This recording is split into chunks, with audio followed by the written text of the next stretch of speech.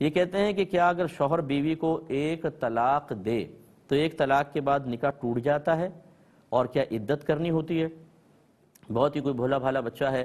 ہمیں چاہیے کہ میں سب سے گزارش کرتا ہوں کہ اپنے بچوں کی شادی سے پہلے لڑکا لڑکی کو حقوق زوجین کورس ضرور کروائیں۔ اس میں نکاح کے لوازمات، نکاح کے بارے میں ہوتا ہے، مہر کے بارے میں، اسی طرح طلاق کے بارے میں ضروری تفصیل، اسی طریقے سے بچوں کی پرورش ہے، پھر نان نفقہ جو شوہر پہ لازم ہے، بیوی کے حقوق اور فرائض کیا ہیں، شوہر کے حقوق و فرائض کیا ہیں، اسی میں عدت اور سوگ کا بیان بھی بتایا جاتا ہے۔ اس کا فائدہ یہ ہوتا ہے کہ انسان مطلب اس معلومات کو اپنے پاس رکھنے کی بنا پر ہزارہ گناہ اور خطاؤں سے بچ سکتا ہے۔ اب اس میں کیا جواب ہے انشاءاللہ آپ کو عرض کرتا ہوں، لیکن ایک کالر ہمارے ساتھ ہیں۔ السلام علیکم۔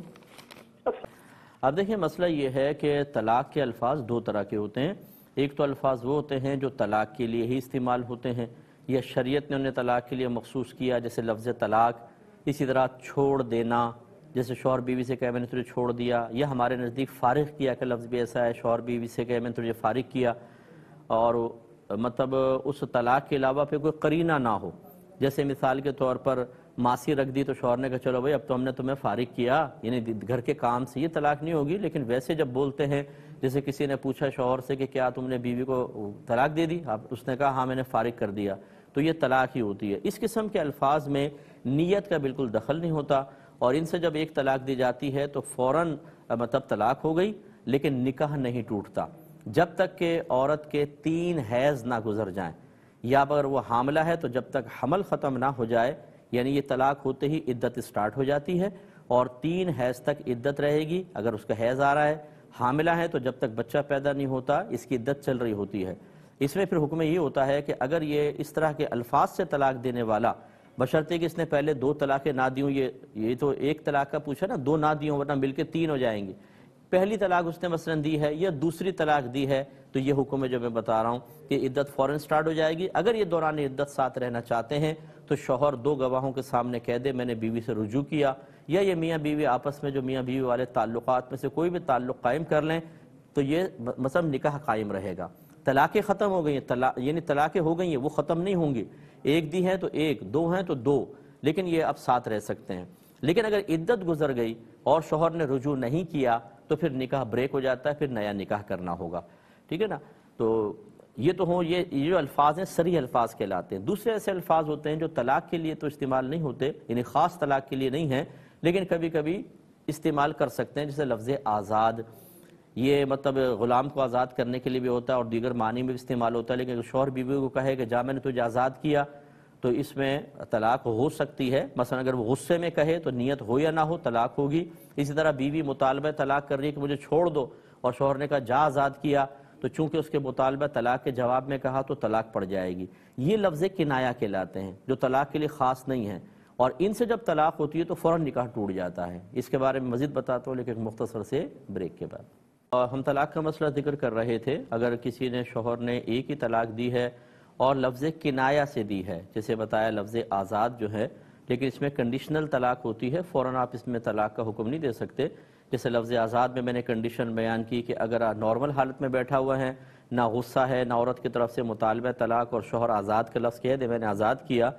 تو شوہر سے پوچھا جائے گا آپ نے کس نیت کے ساتھ کہا۔ وہ قسم کھا کے جو نیت ظاہر کرے گا وہ مانیں گے۔ اگر وہ کہے گا میں نے قسم طلاق کی نیت سے کہا ہے تو طلاق ہوگی، اگر وہ قسم کھا کے کہتا ہے کہ میں نے طلاق کی نیت نہیں کی تو پھر نہیں ہوگی۔ لیکن اس لفظ آزاد میں اگر شوہر نے غصے میں بولا ہے بیوی کو، جیسے جھگڑا چل رہا تھا غصے میں کہہ دیا، یا بیوی کے مطالبہ طلاق کے جواب میں کہا، تو بہرحال چاہے نیت نہ ہو طلاق واقع ہو جاتی ہے، اور اس صورت میں اس طلاق کو طلاق بائن کہتے ہیں۔ اور اس کا حکم یہ ہے کہ جیسے طلاق دے گا فوراً نکاح ٹوٹ جائے گا، عدت سٹارٹ۔ اب اگر اس کو دوران عدت دوبارہ بیوی سے نکاح کرنا یا عدت کے بعد، دونوں صورتوں میں بہرحال نیا نکاح کرنا ہوگا نئے مہر کے ساتھ۔ تو اس لیے میں تمام بھائیوں بہنوں سے گزارش کرتا ہوں کہ آپ جو الفاظ بعض اوقات جھگڑوں کے اندر، میاں بیوی کے جھگڑے میں زبان سے، شوہر کی زبان سے نکل جاتے ہیں، خدارہ ان کا شرعی حکم معلوم کریں، کیونکہ میں اس فیلڈ کا آدمی ہوں۔ بعض اوقات ایسا بھی ہمارے سامنے کیس آئے ہیں کہ 20 سال 22 سال سے بغیر نکاح کے ساتھ رہ رہے ہیں،